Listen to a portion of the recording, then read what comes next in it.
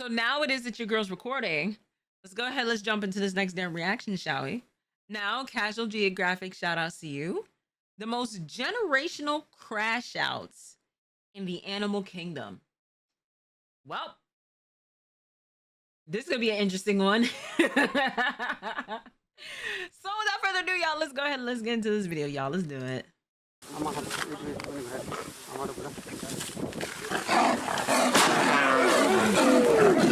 Ooh. It's like a backyard bully brawl. Crash out. Here's the definition, and here's. Hey, listen, go back to that. Bully. D1 crash out, someone who's constantly on the verge of losing their shit and is ready to throw everything away at a moment's notice. Well, I know a few people it is that are crash out indeed. I'm not one of them though, you know. I should lose. The definition, and here's the definition, but in picture. And if it's not clear now, it will be by the end of this video. Crash outs exist in all walks of life. You know what they say. He was a Where crash out. There's a will, there's a way for a Chris to get rocked by a Fresh Prince flick of the wrist. But today, we're gonna talk about the biggest crash outs in nature, and there's a lot to choose from, so some had to get left off. I won't be talking about hippos, honey badgers, or Cape buffalo. I've said my piece on this roid-raging homicidal hydro horse on steroids. We already know Africa's Black Death is a hunter's nightmare for humans and lions alike, and I have an entire video on this biracial Black Air Force hate-mongering Hufflepuff. Jesus. But what I will talk about are rhinos, because I've said that rhinos are legally blind, terminally traumatized anxiety tanks that'll buck up to anything from a butterfly to a buffalo. Except I was wrong. Recent studies show that the eyesight of rhinos might not even be that bad. It's just their attitude, which means that rhino fully punted a warthog purposely and unprovoked, while this one perceived an assault on 8 wheels and still went for a literal headshot. There's a reason why a group of rhinos is an honest-to-God crash, but they're not even the biggest crash outs in Africa. That would be elephants. Like literally, they're the biggest. Whoever made this up actively helped escort people off the census, which they don't need help doing since elephants flatlined over 600 people last year. But it isn't until elephants hit musth that they really become crash out kings. Musth is when a sudden burst of hormones turns elephants into 12,000-pound drunk lusting frat boys. The word musth even comes from the word intoxicated, and a down bad bull's testosterone levels can spike 60 times higher than normal. And that's where the crash out comes in.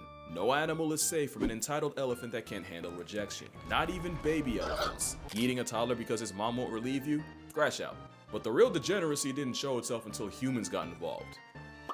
Yeah, it's that kind of story. Poaching is evil, we all know it, and it's often the older, more mature bulls that get hit the hardest, for obvious reasons. What wasn't expected was removing elephant OGs from the population meant that the younger, immature teenage bulls in musth got even more out of pocket. And what do you get when you have unruly 6-ton pests with no father figure to keep them in line?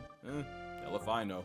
There was a period in the 90s where 3 young bulls that got Yeah, future Ari, you know what to do here. Rejected by their own kind, resorting to violating and killing not 1, not 2, not 10, but 63 rhinos. Fatherless behavior for an elephant apparently means turning a rhino from a tight end to a whiteout, and it wasn't until the season more mature future Ari, we gotta do it again. bulls were brought back in that the rhino ravaging eventually stopped. And it's not just males that can choose violence. We can't forget that time an elephant traveled across India just to life-deprive a 70-year-old senior citizen while she was getting water. For context, that elephant escaped from the Dalma Wildlife Sanctuary and traveled over 100 miles to the Rapai village in Odisha. Being homicidal for over 100 miles straight is already menace behavior. Bro, just going over 100 miles just to go ahead and murk somebody is insane. And then spinning the block on the funeral just to make sure it is that they're really gone is even worse. Wow. Like, man, what did she do to make that elephant that mad? What solidified it was that same herd pulling up to that woman's funeral later that day and paying everything but respects. And that same elephant grabbed her soul-evacuated 0 HP body and proceeded to put her in the negatives. Basically, she got put on a shirt, except the shirt was reversible. And after desecrating her corpse, dessert was destroying the woman's house along with several others. Now, many have said the woman Maya Murmu had it coming and was involved in poaching, and this was a case of an elephant not forgetting or forgiving. Chat, give me a second while it is. Shadow is here. Shadow. I swear I feed you. You lucky it is that I have the cat food underneath the desk. When I tell you it is that she went from the regular bowl to the automatic food Spencer bowl just to lick the bowl, just to see if there's. She's sitting here waiting for food. Oh my goodness. Oh my god. I'm sorry. I listen. Damn, Shadow is about to crash out if she didn't have her food. She's literally sat there and waited for the bowl. Like, you know why it is that I'm here. I apologize, Shadow. Now you can eat peacefully, and I can able to react. It also could have been someone's grandmother getting murked twice and memed on Twitter all because of RNG. We'll never know the why, but what we do know is my favorite animal is capable of crash outs of catastrophic proportions. And now we got the smallest crash out in the world. When a colony of Calabopsis saundersea ants gets attacked, some of the soldiers will rupture 2 huge poison-filled glands and literally blow themselves up. They don't just seppuku themselves, they also rain a toxic corrosive glue that either traps the op ants in place or just burns them alive. It's self-sacrificing altruistic behavior meant to defend the colony. Nah, not that is one hell harakiris. of an escalation. One species of termite also has a concept of kamikaze themselves, and they have toxic glands that actually grow as they get older. That means the same old worker termites with dull mandibles that can't fight or forage as well as their juniors also carry the most potent explosive backpacks in the colony. So their last act of service involves eviscerating themselves in a rain of internal organs, intestines, and toxins, which proves that the most dangerous crash out is the one with nothing left to lose. For reference, that's like breaking into a house and the last thing you see is a senile 90-year-old rushing you with a bomb strapped to their chest. But the wildest crash out might be what aphids do once a predator breaks into their home, because not only will soldiers come together and turn themselves into fleshy fireworks, they'll use their own bodily fluids to plug up the opening.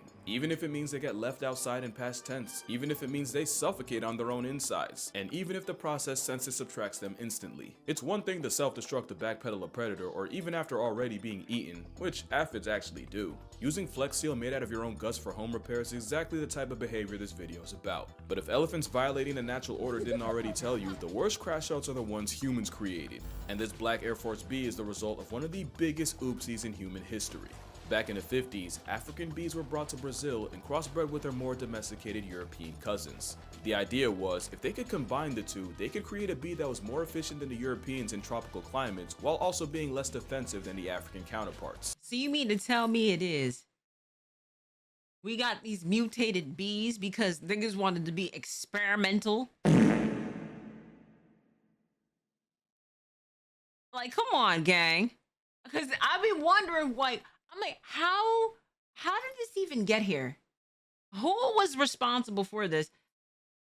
I guess it is. I found my answer. We didn't ask for this. Oh my God! Of all the things it is that we could ask for, we think about, you know, like a little bit of peace, some land, acres, some gold. No, you wanted to go ahead and experiment with some damn bees.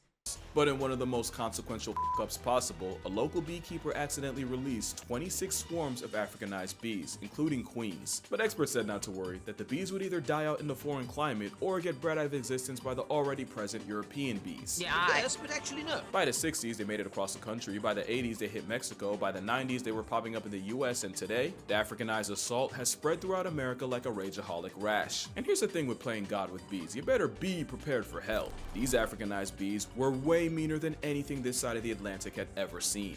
They were way more aggressive, much less forgiving, and the same honey merchants that were enough to legitimately punk elephants, that's not a joke by the way, were doing numbers on unsuspecting people. You see, where European bees might send 10 to 20 guard bees after you, the Africanized flying mob will pull up in the hundreds. And where European bees might chase you for a couple feet, the African variety will chase trespassers for a quarter of a mile, assuming you even get that far. The irony is, African bees have smaller hives. That means these gangflies weaponize a higher percentage of their hive just to go after you. Add the fact that the very smell of bee venom is like a Batman signal to the rest of the hive, and you realize just how badly that one beekeeper screwed us over.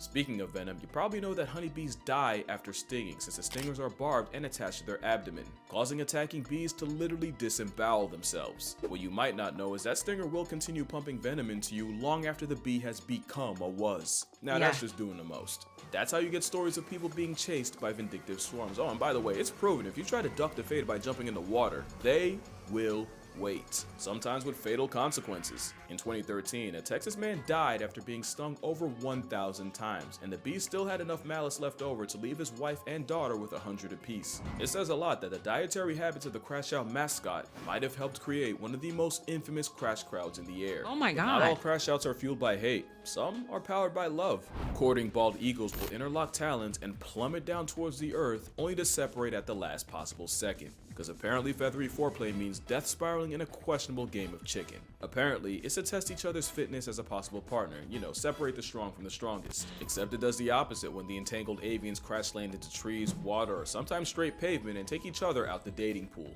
And bald eagles mate for life, so where do you even go after your vow renewal turns into a wake that only one of you is conscious for? A study showed that eagles will also death spiral with rivals, so it's really a case of either f me or fight me or just don't waste my time. But that makes even less sense, because at least with a mate, the logic is you're trying to find the strongest, most eligible single to spend the rest of your life with. Handing death a 2-for-1 BOGO deal because you had beef and literally couldn't let it go is the definition of crashing out. At least when it happens with deer like moose, you know it's really bad luck. But voluntarily interlocking toes just to die with someone you claim to hate, like what's really going on here?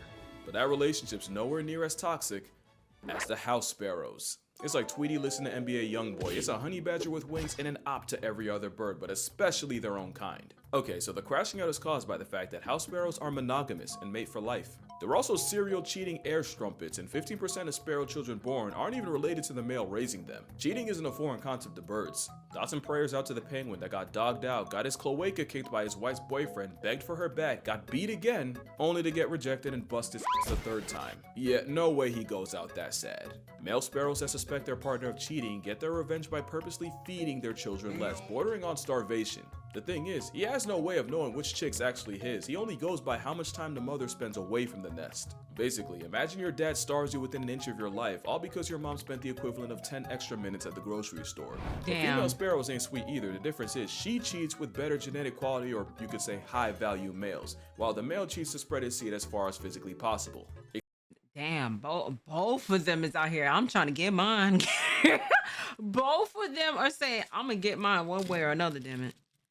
Jesus.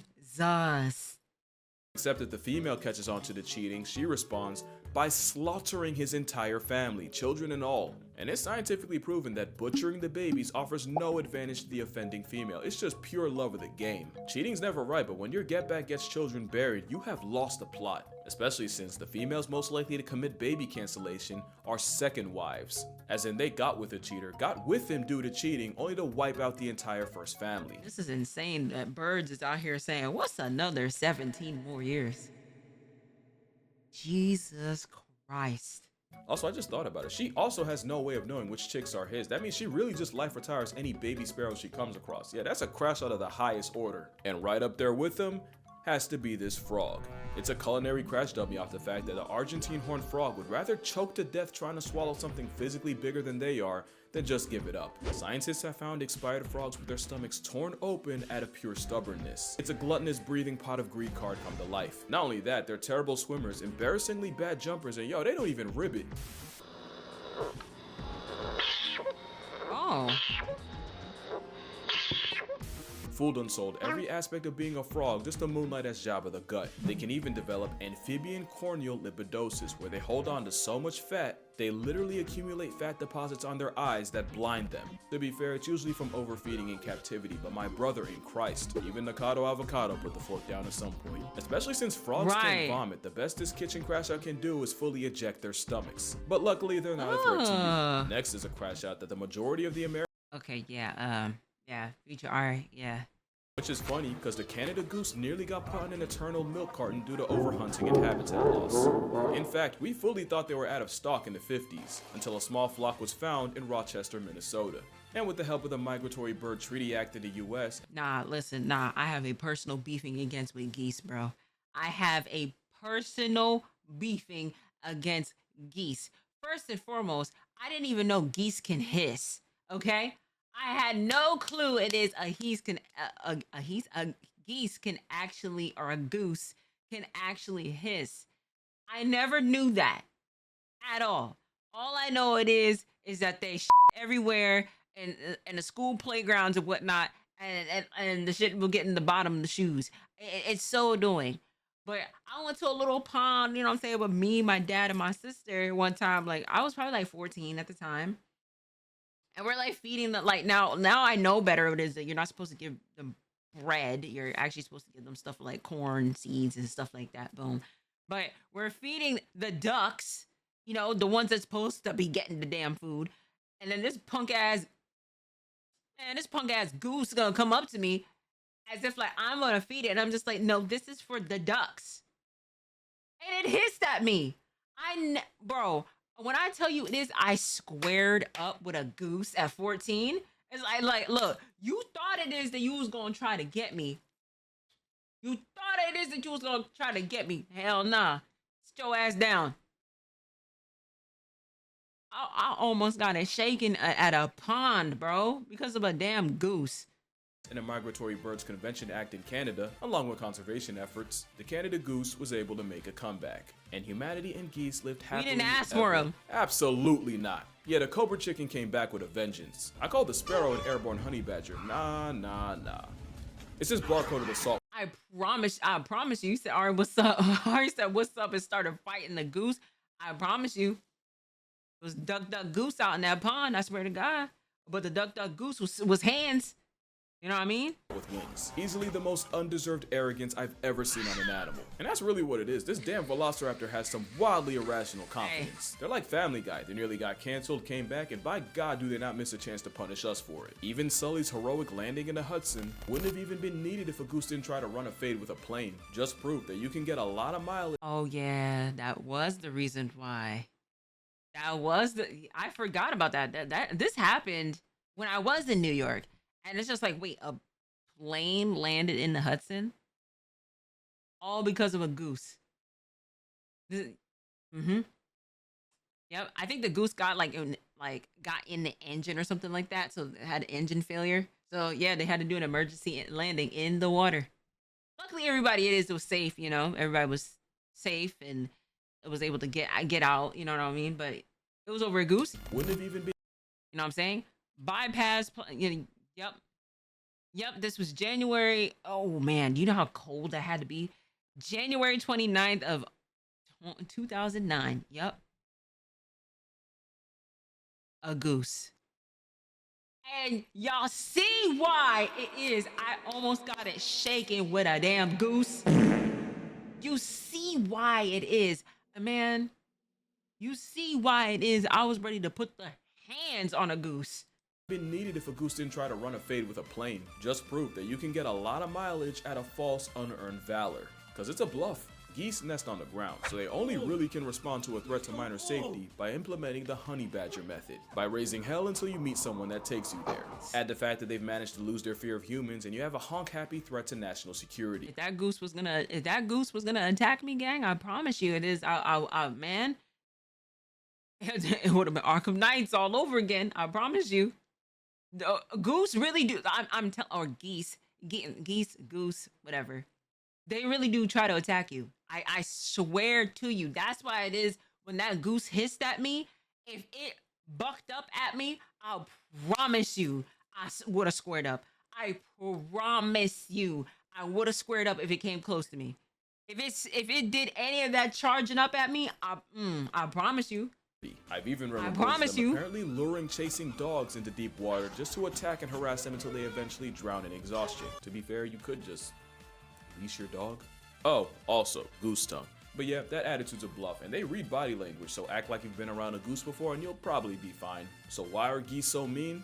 They'd probably be dead if they weren't, but at least they're not capable of really damaging anything but your pride. Complete opposite of chimpanzees, my word. Probably a top 3 crash out in nature, cause you really never know what could set this chainsaw with thumbs off. Change your hairstyle for the first time in 10 years? Yeah, you just lost your face privileges. Push one of your troop mates a little too far? Call it Kaizen the way you about to get your jutsu jumped. Do a fucking barrel roll? Absolutely not. Not in these parts. Chimps and really primates in general have a sense of fairness. Do something they view as unfair? Oh buddy, you finna find out why they're the prime ministers of unproportional reactions. This man decided to surprise his former pet chimp with a chocolate cake for his birthday. The real surprise was 2 male chimps getting out and mutilating the man for not serving them a slice first. I'm not gonna list the full extent of his injuries, I have a full video doing that. Just know, the first 2 hospitals denied him entry because they literally thought he was a lost cause. Monkeys in captivity have also been known to mob a member of their own for receiving more food than the others. And when I was 8, a chimp temper tantrum nearly had me halfway to Helen Keller. Almost had me rocking the Nick Fury fit.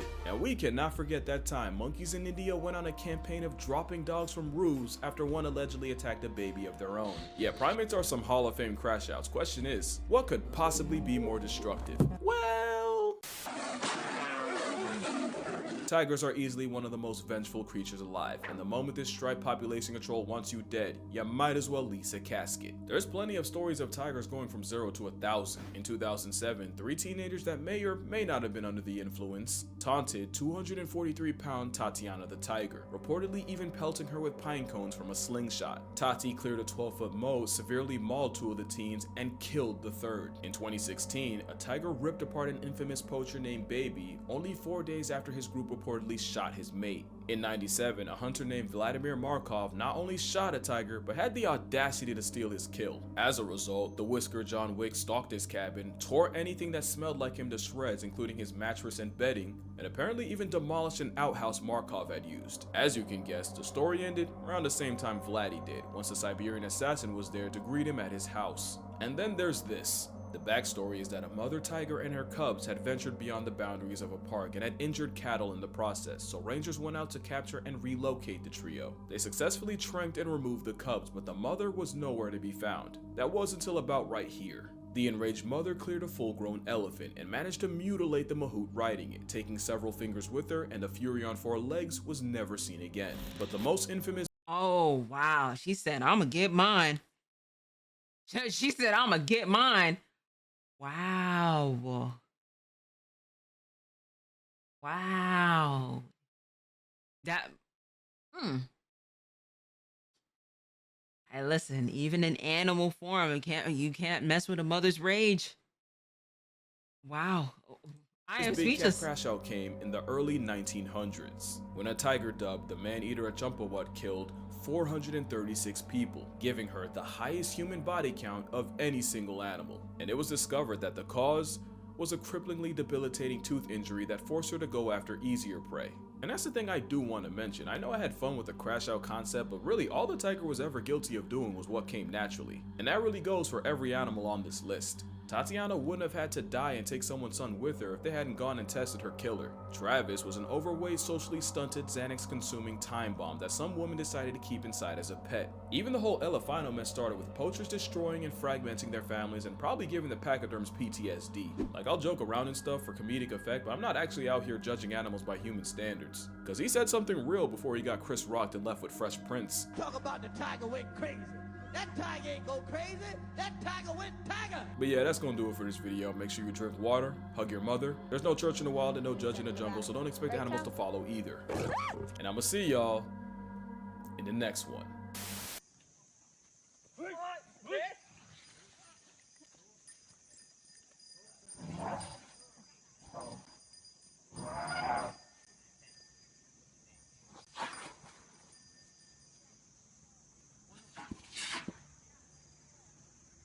Okay, so and it ended out on a positive note. Okay, I was a little scared. I was a little scared at first. I was just like, "Oh my god, wait! The elephant is running so fast." Oh my goodness. Well, I've learned about quite some crash outs in different animals, including Shadow herself. She was about to crash out and she didn't get her food in her bowl, you know? She, like, I was reacting and I looked over to my left and she was licking her bowl. Licking the bowl, went over to the automatic food dispenser, started licking that too. Was like, okay, all right, let me feed you before you crash out on me. He said, W Shadow cameo. Hey, you know, Shadow's gonna contact John Wick if you didn't feed. I swear. But Casual Geographic, shout outs to you. Thank you so much for the video. Shout outs to y'all in the chat. Shout outs to you at home. And I will catch y'all in the next video.